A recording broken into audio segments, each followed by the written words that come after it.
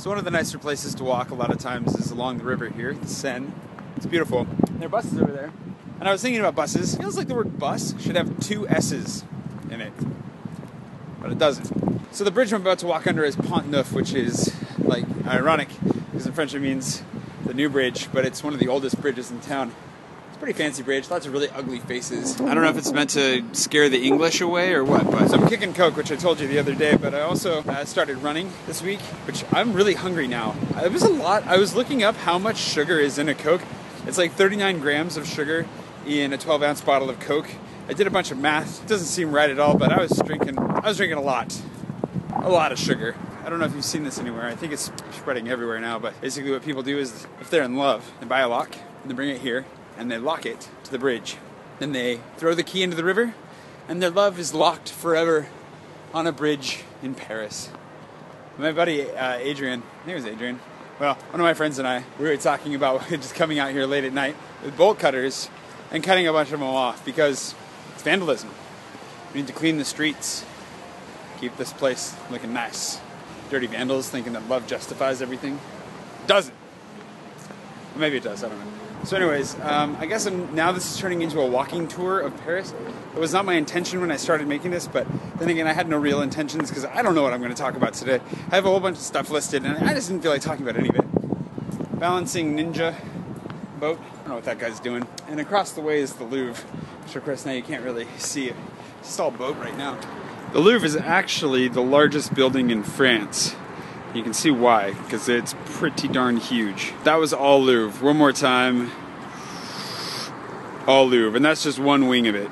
So the Louvre was the royal palace until Louis XIV decided to move his court out to Versailles, which is what you guys all probably think of as far as French royalty. He moved his court out there to keep them occupied, and then his son stayed out there and didn't really know any better. And that's when everybody walked out and decided to, cut off his head.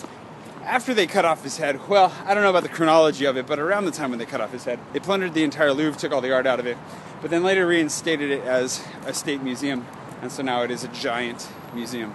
Concorde, the space out in front of the Louvre, is where they decided to cut everyone's heads off. So if you're a big fan of Marie Antoinette, you can go see where she died. It's still open today. It was sunny briefly. I don't know what happened. I know, ooh, it's still bright out. Geez, it was a lot sunnier out. Thus the sunglasses, but now it's really bright.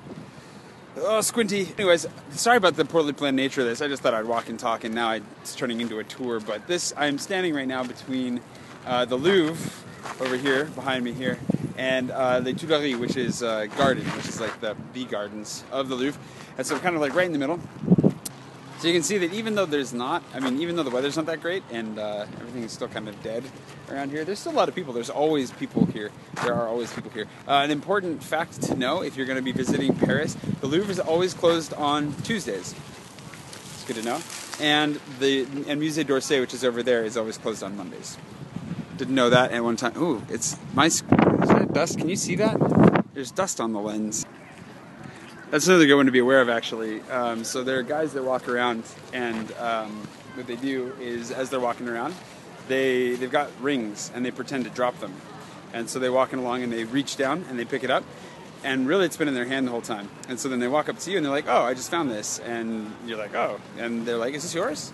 You're like, no, it's not mine. And they're like, well, it's not mine either. And then you get into a discussion about it. And then they kind of try to give it to you. And they're like, well, you can go ahead and you can like sell it or something if you don't want it. And then after you take it, they want money. And they're like, well, we should probably split it. And so they put you in this kind of awkward position where they end up trying to get money out of you for a ring that they supposedly found on the ground.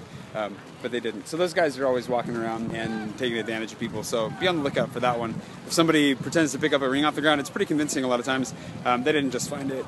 And it's probably a really crappy ring. So just say no and walk away. But anyways, if that happens, if anybody's ever coming up to you, or like with clipboards, a lot of times there'll be kids that come up to you with clipboards and they try to distract you while somebody picks your pocket, or they get your information, that kind of thing. Be careful of that.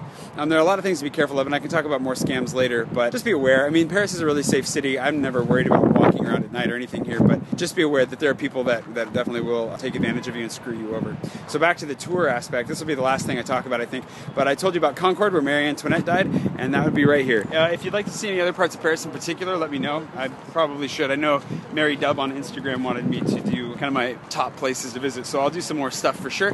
But if you like the video, please do like it. Don't forget to subscribe, and I will be posting videos every day in April, and hopefully they're a little bit better prepared and more organized than this one. But